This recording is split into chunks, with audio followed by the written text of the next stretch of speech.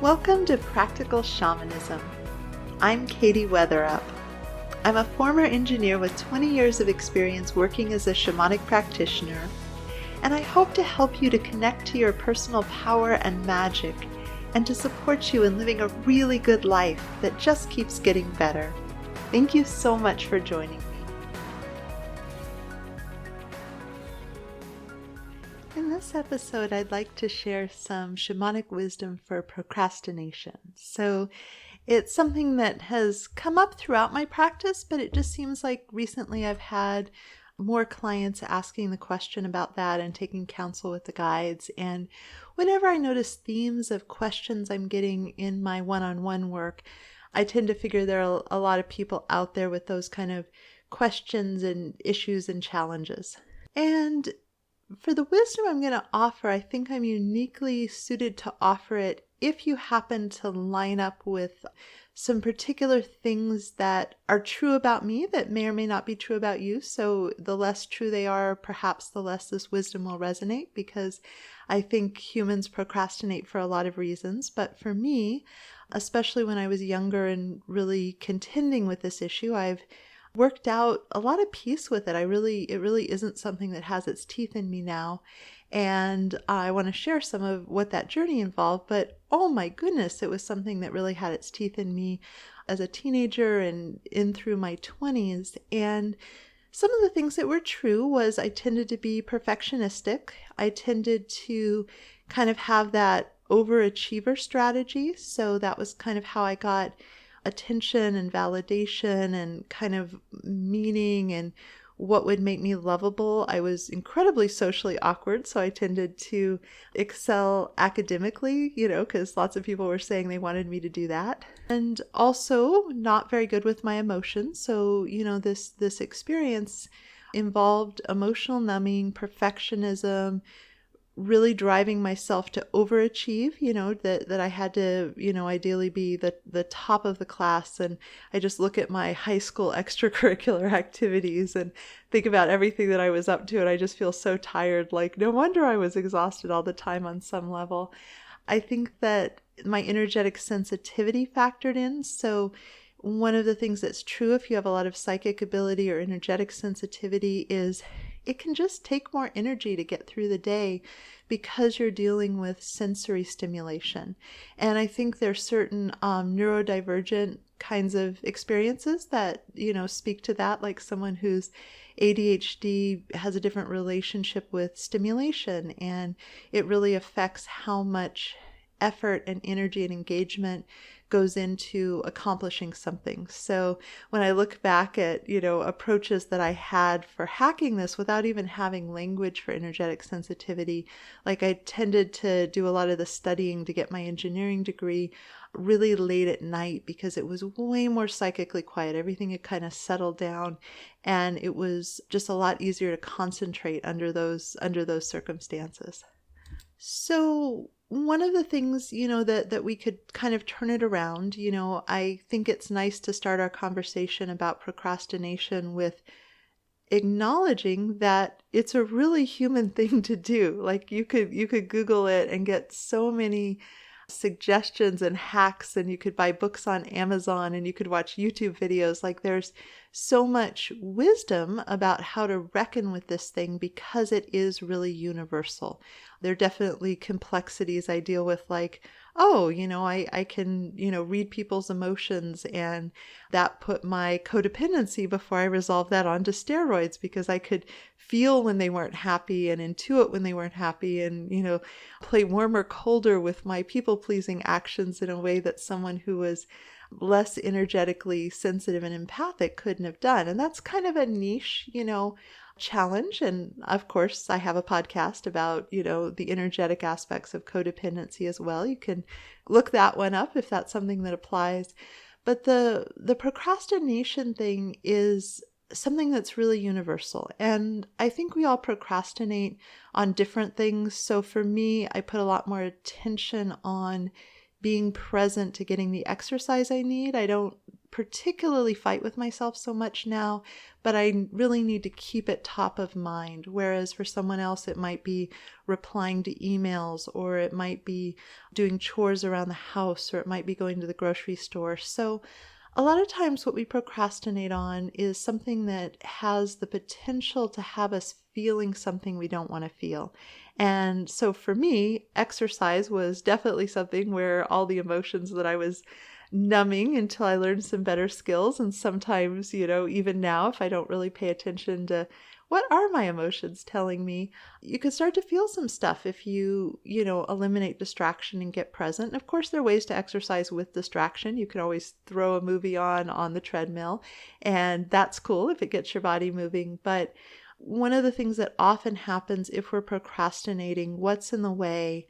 There's some emotion I really don't want to feel. And so if I give up even momentarily distracting myself and trying to create good feelings with, the content that I'm watching, or the things that I'm shopping for, or the connecting with friends. I mean, there are plenty of things that can happen. And I'm all for balance in our lives. I think one of the things that can happen is if we just expect too much, expect an unreasonable amount.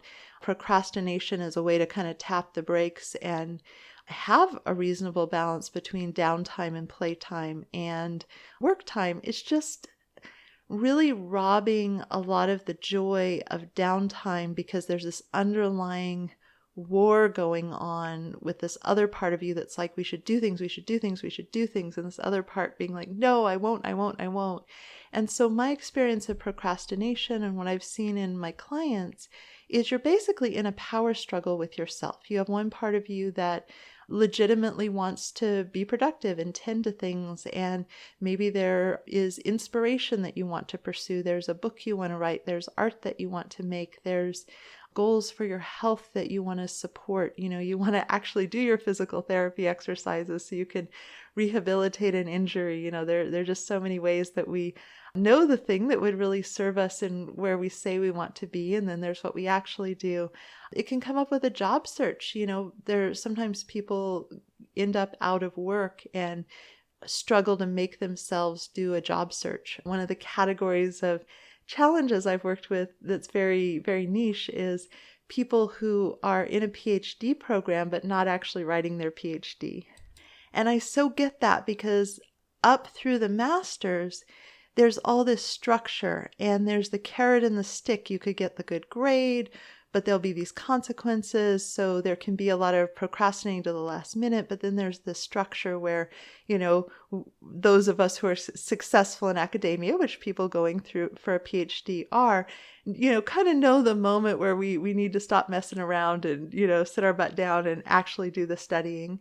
And we get very good at that. So we might procrastinate and put it off, but then, then cram or however we approach it. But, there's the saying, if it weren't for the last minute, nothing would ever get done. And, there's truth to that, and that's okay. And ideally over time, we kind of discover that it can be really expensive. And I'd feel a lot better about procrastination if it only kind of tapped the brakes on how much we accomplish. But my experience of being in a procrastination cycle was a lot of fear and discomfort and struggle because I wasn't tending to something that was really important to tend to. So I wasn't experiencing self-efficacy. I have a podcast on self-efficacy if you're interested in, how to work with it. It'll probably overlap with some of the things I say here. But it's a very frightening thing to have something, especially, people who are procrastinating maybe on taking really necessary health actions. So they have a diagnosis like pre-diabetic and they're struggling to make the lifestyle changes that could open up a destiny path where that goes away as opposed to a downward spiral. And so when you're not doing the thing, you're not getting to really enjoy not doing the thing because you're at war with yourself. And one of the most important skills for anything, I think, is being able to have our inner wise one and a good sort of sense of our own inner CEO, as if we were a company that can sit down with these arguing factions and arbitrate and help them to find a deal that they're both okay enough with. So a lot of times people work with the pendulum swing. So think about someone who perhaps overworks during the week, works really, really long, intense hours, and then binge drinks and parties hard on the weekend. That's this really big pendulum swing where the more they ignore their need for downtime and play and focus, then there's kind of this backlash that can be very, very expensive. And so I think it's good to give ourselves a lot of grace as this being a very universal human thing. Most people can relate to a time that they had some tension or anxiety. It can be about big things where we don't know how to solve the problem and we're scared that it's going to be hard, so we postpone engaging with it. And it can be small things where, we don't want to do the dishes because there isn't much, opportunity to hit the kind of biochemical reward buttons while you're doing the dishes. You can put on an audiobook. I'm a fan of that. But some of the things where we have to give up distraction, even if they're not hard, emotion may bubble to the surface. And the trouble is that you're accruing at a very steep rate of interest emotional debt during the procrastination cycle. So when you do get present, there's a lot of tension and anxiety and fear and possibly self-judgment or shame. There's, quite a mix of challenging emotions. So being able to sit with your emotions and deal with your emotions and onboarding kind of a fundamental competence of not avoiding or numbing or suppressing or dissociating from emotions, I think is just has all kinds of effects. It'll affect our health, and it'll affect our happiness, and it'll affect our relationships. Like there's just massive amounts of really good things that happen with that. And before you try to work harder and use more willpower and drag yourself. I mean, there is the procrastination cycle where the last minute, I'm going to fail this course, and then we, are motivated to, cram for the exam, even though that's a really unpleasant process to just, work and work and work and driven by a lot of anxiety. But the tension becomes so great that we swing the pendulum, and then we do this sort of intense overfunctioning, having done this underfunctioning. And I think it's great to give ourselves grace if that's where we're at, but there's an elegance to a middle road where we embrace productivity and downtime and play, and we have a balance so that we don't have a fight between those two where it feels like only one or the other of those parts is going to get their way. And for a lot of people, there's a lot of squabble. And one of the things, if you haven't dealt with perfectionism or overachieving or feeling like you're never enough, is that procrastination is kind of a way to slow down exhausting yourself. It's a governor on overusing your energy in a really non-sustainable way.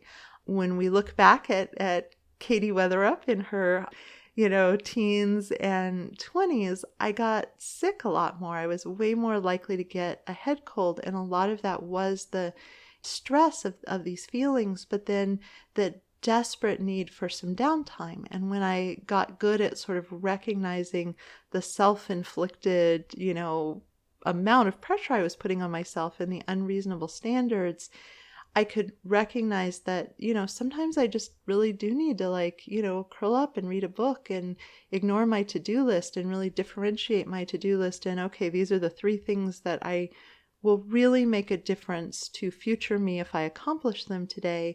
And here are all the things that, it's just not kind to push on that. There'll be a time when I have this energy that moves organically, and I'll be more amenable to, doing those dishes. And as long as those are cycling relatively quickly, within a few days, it works a lot more elegantly. And I'm doing a lot less kicking and screaming and fighting myself tooth and nail. And I think there's an elegance to that. I think it's useful to recognize that energy is nonlinear. So, just like people who are trying to manage their caloric intake, you'll have days where you're hungrier and days that you're less hungry, and that's just pretty natural for humans. And likewise, you'll have days when your energy is more up, and you'll have days when your energy isn't so much. And Some of it is external factors like diet and exercise and how much sleep you got. And some of it is, especially if you're in a female body, hormones, the different times of the cycle, we can have different amounts of energy. And some of it, I think, is just the way the stars are moving through the universe and factors that have no rhyme or reason that we can see, but just a truth that we don't have linear energy. So having that sense of being able to respond to something your body's asking for and that your mind is asking for, of like, I could just use less stimulation. I'd like to just take a break and replenish and then move into, more productivity. And if there's a relationship between these two where you can't shut up the part of yourself that's saying, produce results, get things done, do things so loudly and so constantly that you can't truly enjoy rest, then procrastination is really functional because you're grabbing rest while you can't. So one of the things the guides reminded me of when I was connecting with them about what to share in the podcast is the marshmallow study. And it's really cute because you have these really young kids and you put a marshmallow in front of the child and you say, okay, if it's like, if you can refrain from eating this alone in a room for 2 minutes, I'll come back and I'll give you 2 marshmallows. And over time, they found that the kids who could, wait it out, and it's amazing to watch them struggle with it, could wait on the marshmallow had much better outcomes. So all is not lost if you were the child who would have gobbled the marshmallow, but it is useful to have delayed gratification be a muscle that you've built, but you have to get the gratification. So when I look back on my upbringing, one of the really functional things about my family is if my parents gave their word, they really valued keeping their word to their children. Like that was an important principle in my family. So if they told you weren't going to get a candy bar at the grocery store, that was absolutely what was going to happen. You could believe them about that, no matter how much tantruming took place. But likewise, if they said, if you do this chore, I'll give you $1, you were going to get that $1. And if there was something where, they told you something and things changed, they cleaned up the emotional thing, like, oh, we're going to go to this, and then the weather rained it out. I'm so sorry. There was a change. It looked like it was going to happen. There was, facilitation and recovery if there needed to be a pivot from what was said. And not everybody grows up with parents like that. One of the things that, I remember dating somebody when I was 60, it was a very dysfunctional relationship, but he was really struggling with money, and there was a lot of drama because he couldn't put gas in his car and he couldn't, do this. And, he was actually mad one time when he had saved a little bit of money and then the junker car that he had, needed repairs. And from my point of view, I'm like, how great you could solve this. And from his point of view, he's like, you got to spend the money when you have it. Otherwise, it's going to completely go away. And there certainly are parents and family situations where you grow up with the model of grab the pleasure as fast as you can get it because the future is uncertain. And if that's like a program that you learned, it's a really good one to kind of reckon with and help not run the show, because procrastination is sort of unilaterally taking time to do something that you want at the expense of future you. And again, there can be lots of different reasons, but it's just something to kind of think about. If you are in that mode of overachieving and never enough, then there's no incentive to do the delayed gratification because you never give yourself true quiet gratification. You can't do enough that you can be like, and now I get to binge my favorite show for the next 2 hours until it's time to have a sensible bedtime. People talk about revenge bedtime. I think it's a term that got coined during the pandemic.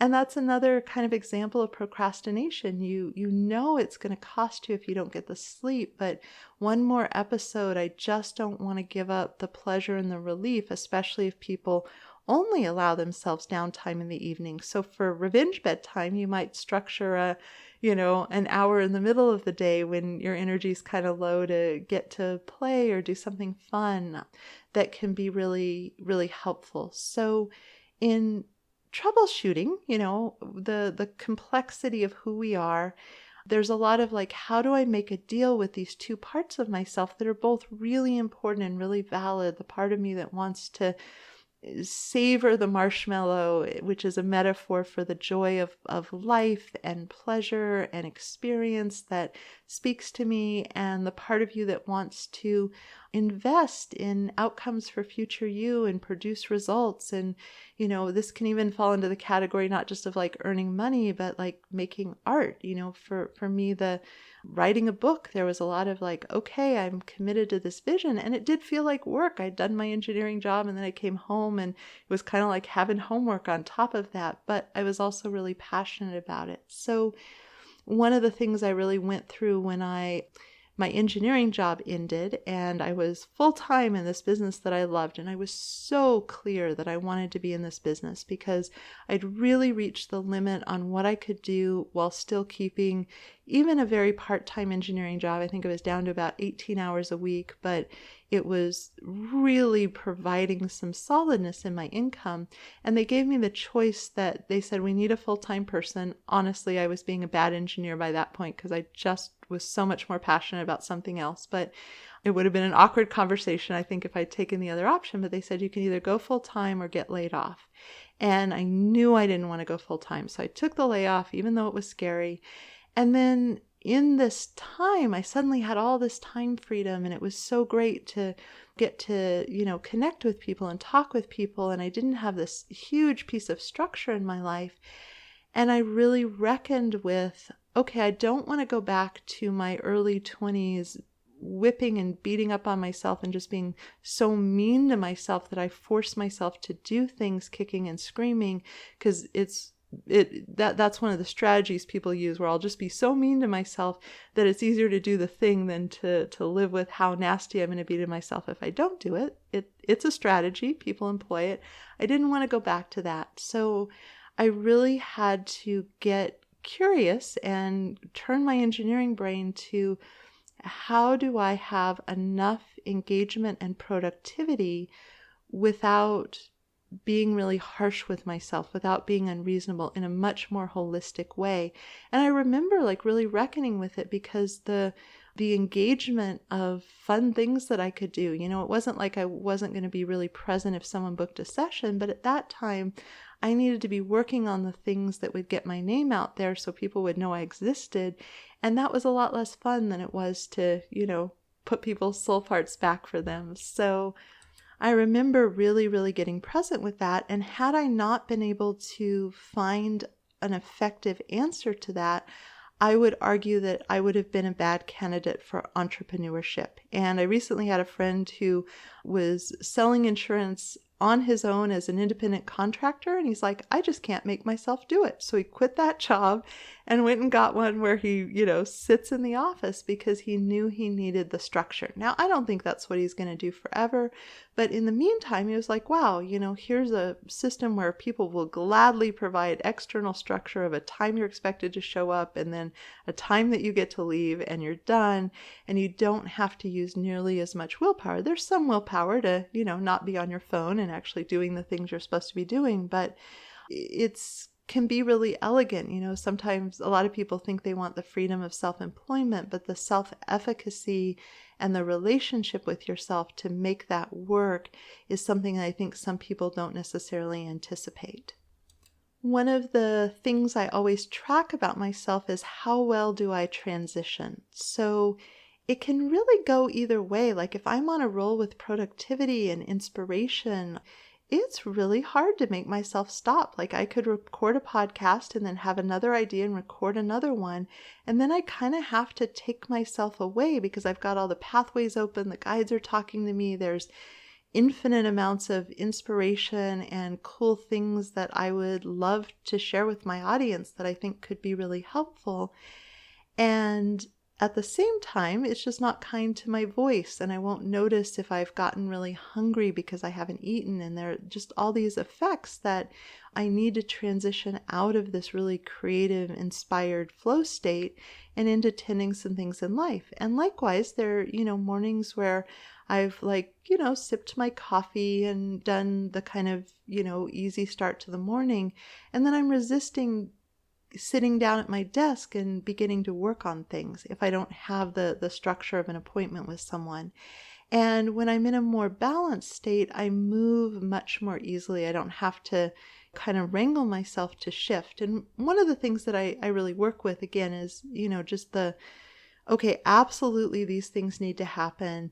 And it's a huge bonus if I get to these other things. And so I have a lot of flexibility for myself for how much I do or don't lean into other things on my to-do list. I have the have-tos and I try to keep those moderate, but then I have sometime in the next few days, it would be great to go to the grocery store. And at some point, I'd really like to have the ability to see my sink again. And those things I let have a little bit of a flow, so I don't do them kicking and screaming, unless it's gotten unavoidable. And then if I really, really, really don't want to go to the grocery store, I might, just use a delivery service for I should still be eating vegetables even at the time I'm reckoning with not wanting to go to the grocery store. And those are the weak link. The veggies will perish before anything else. So that may be, just the way that I solve the problem.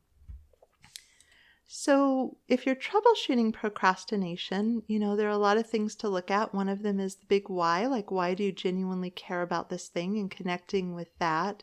And if it's something that was put onto you by someone else, or it doesn't really have an effect on your life, or it's part of a never-ending, what you expect of yourself that's really unreasonable, you may want to rethink it, because the more things that we are not feeling like we're willing to go to the mat with ourselves, even if it's really difficult and complicated and that we're going to keep coming back to. So for me, much of my life, I've been a reluctant exerciser, and it's just too important for everything I want out of my life to say, I'm just not really an exercisey person.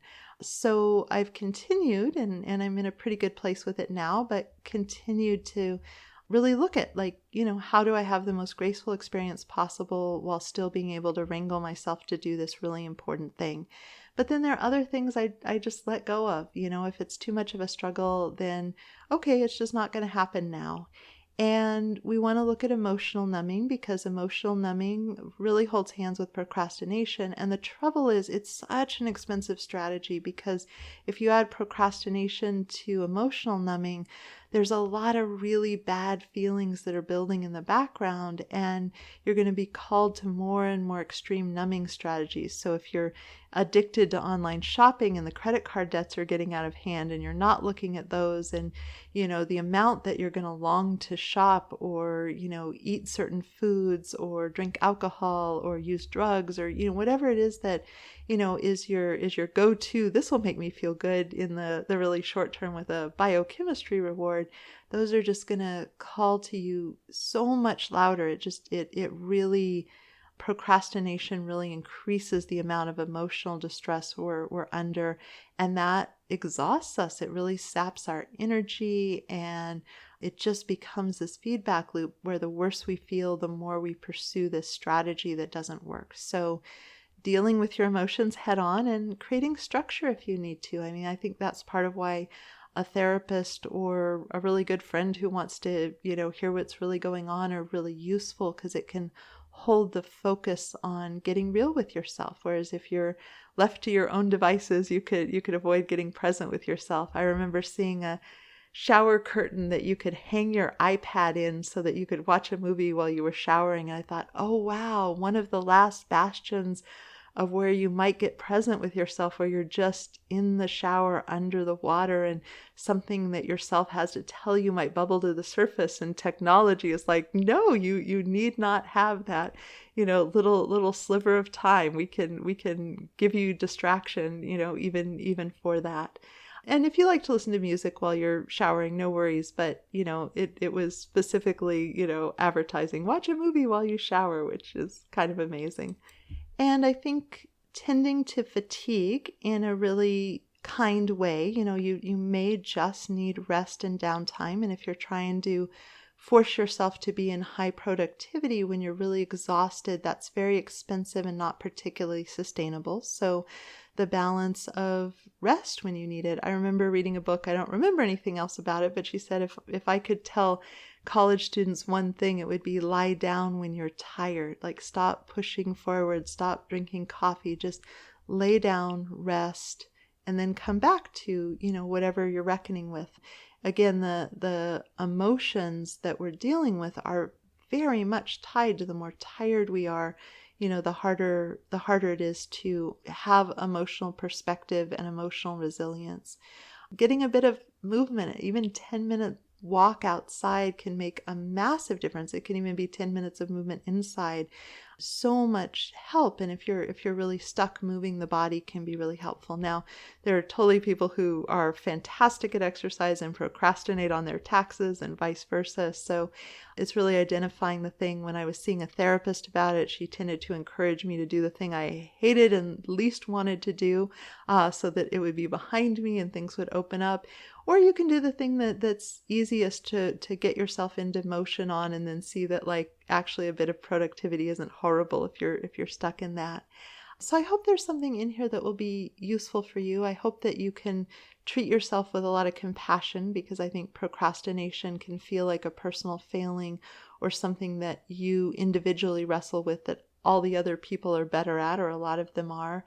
And there's just kind of a universal nature to this being a way that humans kind of mess with themselves. And so getting the bigger picture and this functional relationship between having the balance of the yin and the yang, the doing and the being, the downtime and play and the productivity, and being able to train yourself in transitions. If you're a parent, you know that transitions can be really hard, even if it's to something the child is normally engaged with. If they're, into an art project and it's time to stop and eat the dinner that they actually really like, you can still get meltdowns. It's time to brush your teeth. It's a challenging thing for parents. And I think anything that small kids wrestle with, a more sophisticated version of our adult selves can end up wrestling with. And so thinking about how do I have graceful, efficient transitions that happen frequently and easily? I think that can be really, really helpful, a really good question to ask. Oh, and one last tip. If you're really resisting doing something, I've had a lot of success with telling myself I'm only going to do it for a very short period of time. So I might make a deal with myself that I'll do 5 minutes or 10 minutes and then stop if I hate it. And a lot of times that's enough to get into flow state, involved in the project. I can't tell you how much exercise I've gotten that exceeded 10 minutes by making that deal with myself. And it's just a really good way to research whether what your brain is telling you about how miserable you'll be if you sit down to do your taxes or get your heart rate up or work on a project that's complicated and confusing. Is it really as bad as your brain is making it feel like it is? Or is that bad information? So it's a great thing to try, and then to give yourself the pat on the back and the good job that you did the 5 minutes, even if you stop after that.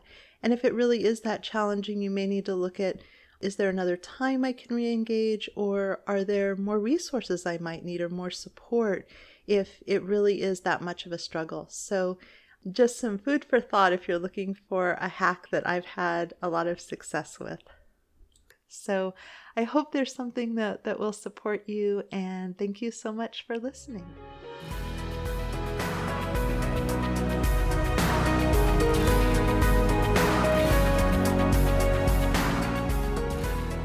Thank you so much for joining me. To learn more about me and my work, please visit my website at handsoverheart.com. There you can join my mailing list for access to free bonus content in the members-only area. If you've enjoyed this, please consider subscribing and leaving a review. It would help me out a lot. Also, a special thank you to my patrons for your support. You offer me the time freedom to work on passion projects like this one. If you'd like to receive personal shamanic support from me and my team of guides, please consider joining my Patreon community. You'll find the link below. And again, thank you so much for listening. This is Katie Weatherup, wishing you wholeness and happiness.